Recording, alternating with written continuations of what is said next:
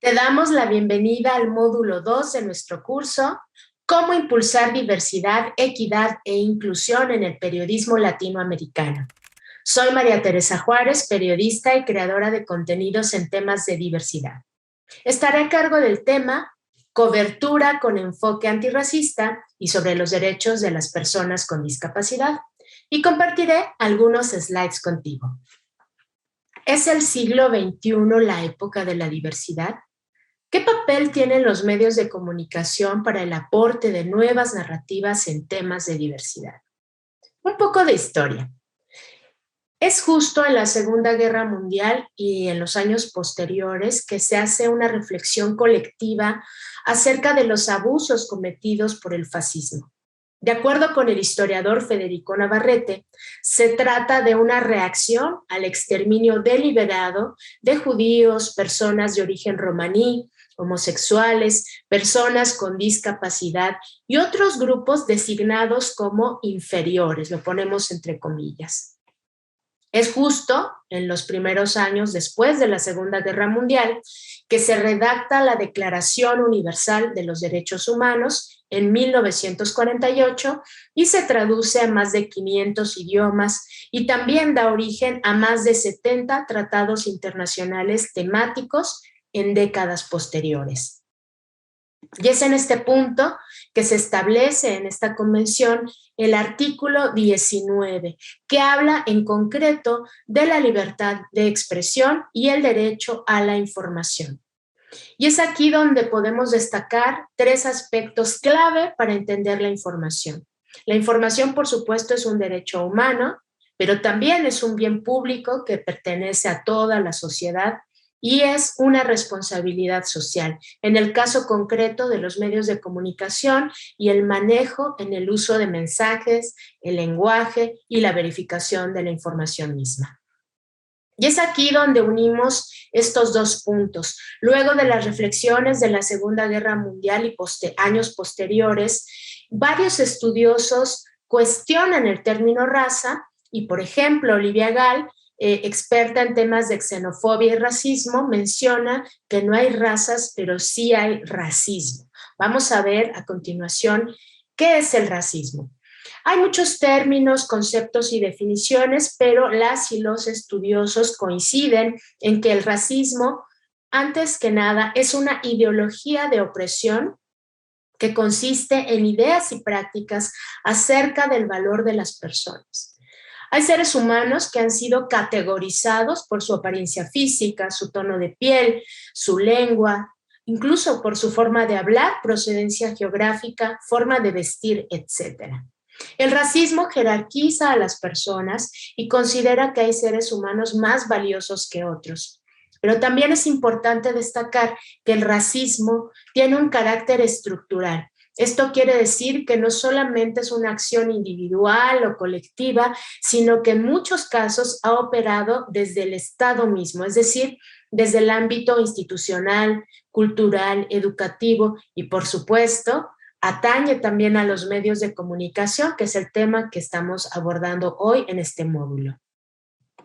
Recapitulando, la premisa es que no existen razas. Este término afortunadamente se está dejando de usar poco a poco, pero sí hay racismo.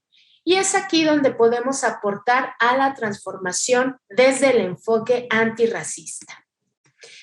El enfoque antirracista, primero que nada, reconoce que hay un sistema de privilegios, que ya lo vimos en la lámina anterior, que hay diversos grupos sociales que han sido históricamente excluidos y que el racismo es estructural, por lo tanto las acciones deben ser diversas.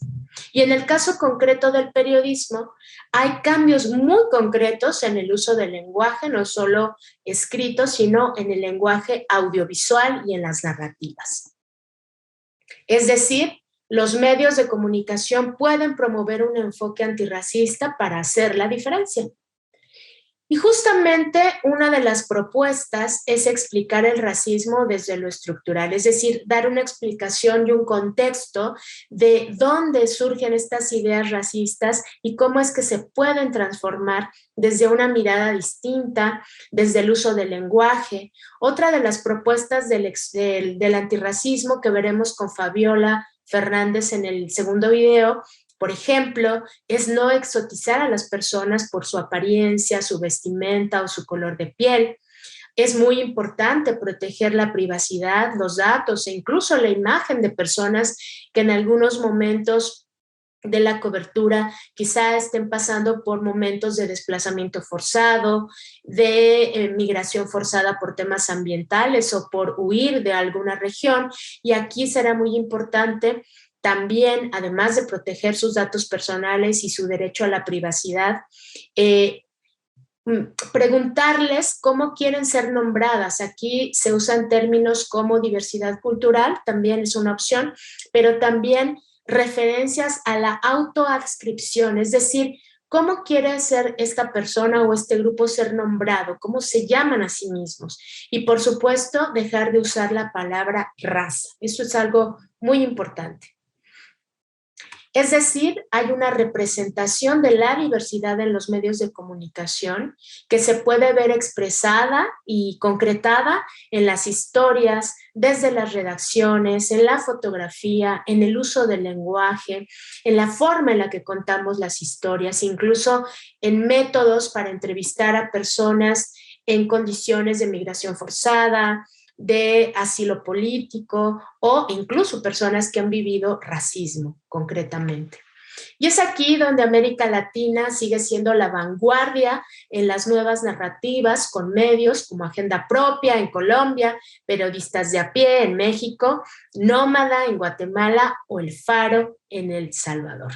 Estos medios han articulado de manera sistemática experiencias de cobertura en temas como migración, pueblos indígenas, afrodescendientes, y hay un medio que está en España, bueno, es virtual, pero su sede editorial está en España, que se llama Afroféminas, que aborda el tema del racismo y de la agenda antirracista desde una mirada global. Tiene colaboradoras en varios países de la región de habla hispana y también tiene un posicionamiento muy claro sobre el enfoque antirracista. Y bueno, con esto terminamos esta primera parte del video sobre diversidad e inclusión en el periodismo latinoamericano. Y te invitamos a que te quedes al segundo video, a la segunda parte, donde abordaremos el tema de los derechos de las personas con discapacidad. Y en el tema de los derechos de las personas con discapacidad, también es muy importante la representación de esta diversidad en los medios de comunicación, desde el lenguaje, las historias y, por supuesto, desde las redacciones de América Latina. A continuación vamos a ver algunas palabras o conceptos que se han usado históricamente para referirnos a este grupo social. Durante todo este tiempo hemos leído o visto en la cobertura términos como inválido, tullido, lisiado, impedido, para hacer referencia a las personas que tenían alguna condición física observable. ¿Cómo ha evolucionado esto? Bueno, pues queremos compartir también en este espacio que uno de estos 70 instrumentos internacionales a los que hicimos referencia en la primera parte, también abordó el tema de la discapacidad y es hasta el año 2008 que se redacta la primera Convención sobre los Derechos de las Personas con Discapacidad, luego de un profundo diálogo colectivo, social, cultural, en todo el mundo acerca de cómo se puede mejorar la calidad de vida de las personas con discapacidad, pero también cómo esto puede tener una amplia influencia cultural. Y es aquí cuando nos encontramos con 3 modelos de aproximación a estos temas que compartiremos en términos generales a continuación. Uno de estos modelos de aproximación al tema es el modelo de prescindencia, que considera la discapacidad como un castigo y por lo tanto es excluyente. Este modelo se ha transformado y bueno, con el paso del tiempo muchos estudiosos, muchos grupos sociales han dejado de usar este enfoque para entender el tema.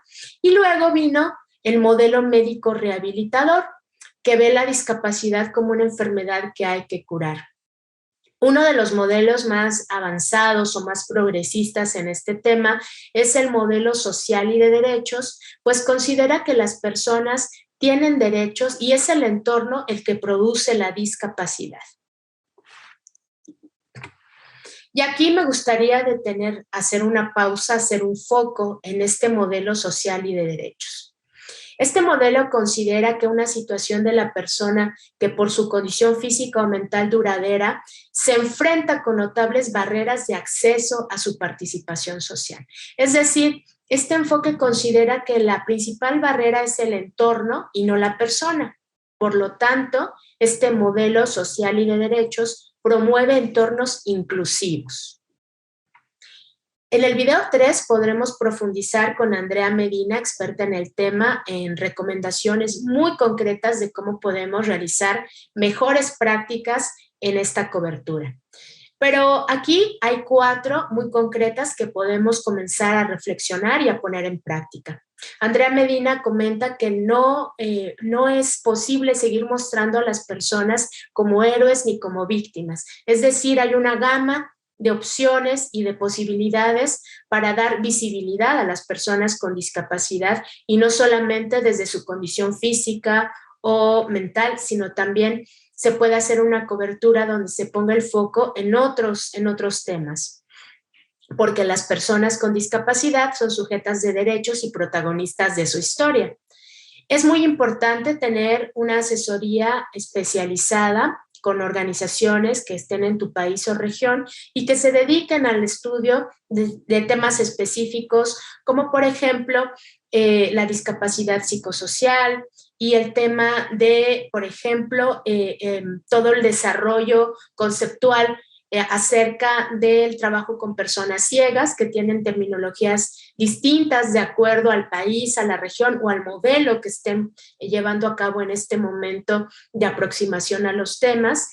Y por supuesto, algo muy importante es que además de realizar entrevistas cuidando estos aspectos en el lenguaje, asesorándonos de organizaciones especializadas en el tema y preguntando a las personas a las que estamos entrevistando cómo quieren ser nombradas, también hay recursos dentro de nuestros medios de comunicación y esto se expresa a través de la línea editorial, es decir, cuáles son las directrices, los parámetros bajo los cuales se va a regir mi medio en la cobertura de temas. El código de ética es muy importante también, saber cuáles son los alcances del ejercicio periodístico y, por supuesto, uno de los instrumentos o herramientas más importantes es la creación de manuales de estilo que recojan la actualización en el uso del lenguaje escrito y audiovisual de estas nuevas terminologías y enfoques.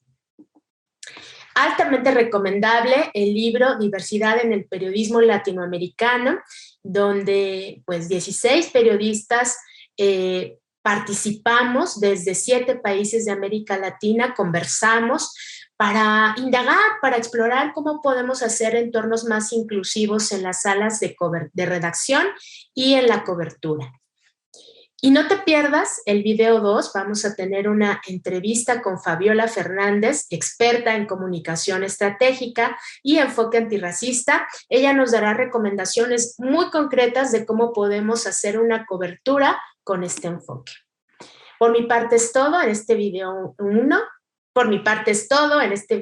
Muchas gracias y te invitamos a revisar las lecturas, los videos, a participar en los foros de diálogo de diversidad e inclusión. Yo soy María Teresa Juárez y te invitamos a seguir participando en los foros de diálogo y también en la visualización de videos, las lecturas y todo lo que te invitamos en este curso de diversidad, equidad e inclusión en el periodismo latinoamericano. Gracias.